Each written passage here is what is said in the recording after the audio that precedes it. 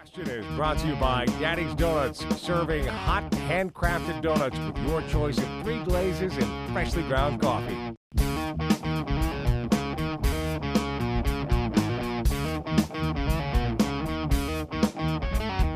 This week on Good Question. Who's our guest? Good question. Who is going to be our guest this week on Good Question? Well, you know, it's political season here on Guam, so there's a lot of fundraisers and things like that. So everybody's pretty busy. So I don't know if we're going to have a guest this week. I got an idea. Right. Why don't we do a whole show about donuts? What? No, you can't do a whole show on donuts. Hey, these are Daddy's Doughnuts. We could do a mini-series. HBO could pick this thing up on Daddy's Doughnuts. You want to see a Good Question edition on donuts? Yeah, I'll buy it. Keep watching tonight, right here.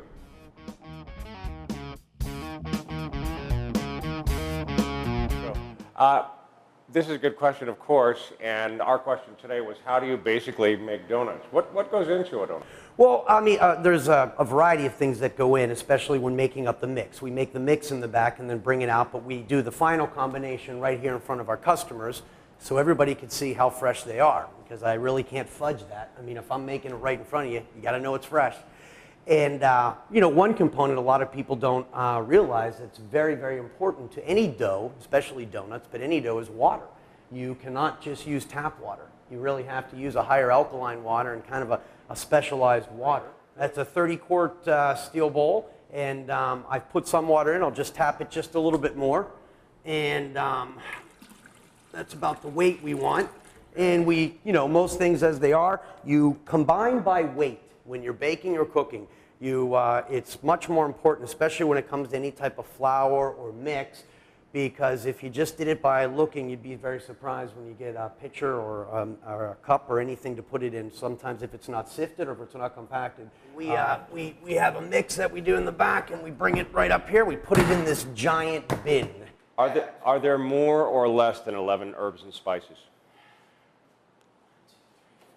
No, there's a little bit less. It's actually going to, once we're done mixing, and once we put it onto the mixer there, it's going to be a lot thicker than pancake batter because you're not able to pour it. That's why we have to take it out of the bowl, roll it, and then we cut it. Oh, okay. So right. So it's got to be a solid state almost. Okay. So you were saying something about yeast? Yeah, that's right. Yeast is really important, especially to Daddy's Doughnuts. Not everybody who makes donuts proofs their donuts and raises them. These are called yeast-risen donuts. It's a much longer process. It takes more time and a whole lot more effort.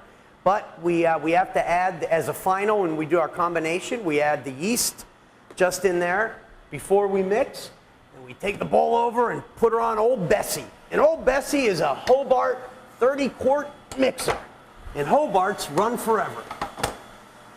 Having said that, it'll probably break tomorrow. And now we begin mixing. The mixing of the donuts. The mixing. All hail the mixer. All hail the Hobart. The Hobart mixes away. It'll run for 100 years. How long does the mixing take?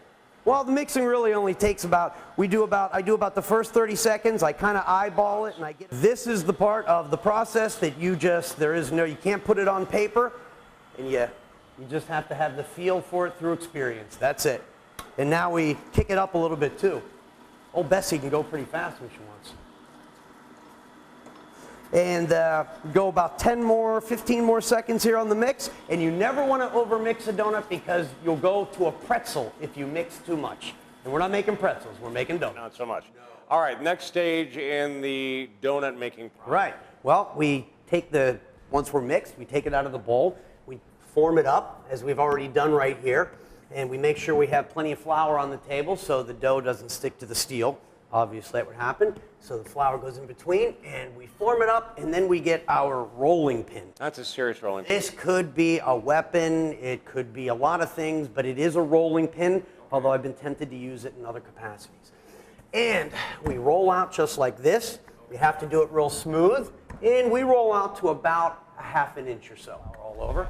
Okay? And this is a donut cutter. Get out of here. Okay, I thought you just put them down, you know, individually. No. You can saw a can in half, a Coke can, and probably do it that way, but then you wouldn't get the nice little middle there. Oh, okay. You want them all to be. And this is what the pros use. I mean, this is an amateur hour. We're not Bush League. We're pros. All right. Right. So, press down real hard. Good downward pressure. We move it just like that, and look how fast that goes. All right. Now, what is this? I mean, obviously, it's some kind of grill or something. What is it? Exactly. This is called a screen, and it's a proofing screen. So they'll just come on here. You usually get about 24, about 2 dozen on this screen. And after I load this up, they'll go into the proofing box. What's a proofing box? Exactly. See, there's yeast in all these donuts. Remember we put the yeast in? We talked about that?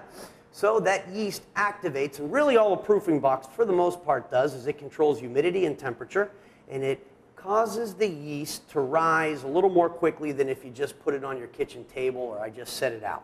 So that's what the proofing box does. They proof, they rise, and that's what gives them that nice, light, airy feel and taste and texture. Absolutely. At this point, a lot of like a simple cake donut, you wouldn't even roll it out, you wouldn't even cut it. In fact, you would just take that dough, you would put it right down into a machine that would just deposit it straight into a fryer, and it would just cook them for about 7 or 8 minutes. And that would be about it. You wouldn't even go through this process. But not Daddy's Donuts. We have yeast, we have proofing. We roll it out by hand, we cut it out by hand, we set it to screen, it goes in the proofer for about 20 minutes or so. That proofing box I was telling you all about, it's right here. Donuts are set on the screen, into the proofing box they go. Normally, this takes about 25 to 30 minutes. But today, through the magic of TV, It's magic. They're done. Well, not done, but it is time to take the next step. Evan? yes, the next step is we pretty much flash fry them right now. We put them down into the kettle, and they cook real quickly. Again, just like that. In order to turn our donuts also, we use nagai hashi, or in English, really long chopsticks. That's it. These are just plain old bought at the store chopsticks. And we turn them. We let them go for about 30 seconds on one side, about 30 seconds on the other side. And that's pretty much how we make the donuts, because after this, I'll take it out. They'll cool for just a short time, and we'll feed them to customers. Oh, how many times do you do this every day? Well, I would say that probably it's done in the shop, probably close to about 50 times a day. So whenever you come in here, you're going to get fresh donuts. Absolutely. We never stop rolling out. We never stop cutting. We never stop cooking all day long. So our donuts are fresh because we cook in very small batches, as you can see. We don't cook up about 1,000 donuts and just sell them out of the case all day. We cook in small batches continuously, all the day long. Just like that. They come right out, and they're already done just like that. We move them right over to here, and then we put together with the glazes into the box for takeout or served on a plate for those who want to eat here. So what's the deal with the glazes? Well, we make our glazes fresh every day. We make them also about 2 or 3 times through the day, and the glazes change every day. Oh. We have some pretty wacky flavors. Sometimes they work, and believe me, sometimes they don't. We also take a lot of customer, suggestions on what they'd like to have. We've had things like green tea, French toast. We use raspberries with some cream cheese bases. We have all kinds of things we do with them. Oh, cool. What's your single most popular glaze? Well, I'd have to probably go with French toast. People love it. It's a vanilla base with ground cinnamon and maple syrup. People also like the chocolate because it's a semi-sweet, not real sweet chocolate. You taste the cocoa, cocoa. Yeah, nice. Well, there you go. Actually, I was wrong. There is enough information to talk about Daddy's Donuts and how to make them. I guess the only question we got left is, what are the hours? What are you guys open? Well, we have a morning session and an afternoon session, Monday through Friday. Our morning session is 7 in the morning until 11:30, and then we remake some of the dough, the other things, the glazes. We open again at 1 o'clock, and we're open all the way to 6. So really, just for about an hour, we're down, a little over an hour. But during that time, I don't think you should be eating donuts. Go get something with some protein. Then come back and eat lots of donuts. All things in moderation. Well, now you know a little bit about the man who makes Daddy's Donuts and how to make the donuts themselves. I have to admit, I was wrong. That was actually a pretty good question. Oh, Yeah, we've got a whole bunch of more. We could do this like maybe 4 or 5 times. What about next week? Yeah, maybe. Well, we'll be back here at Daddy's Donuts. Hey, my name is Travis Kaufman, and I'm your host. I'm here with Evan of Daddy's Donuts. Thanks for watching.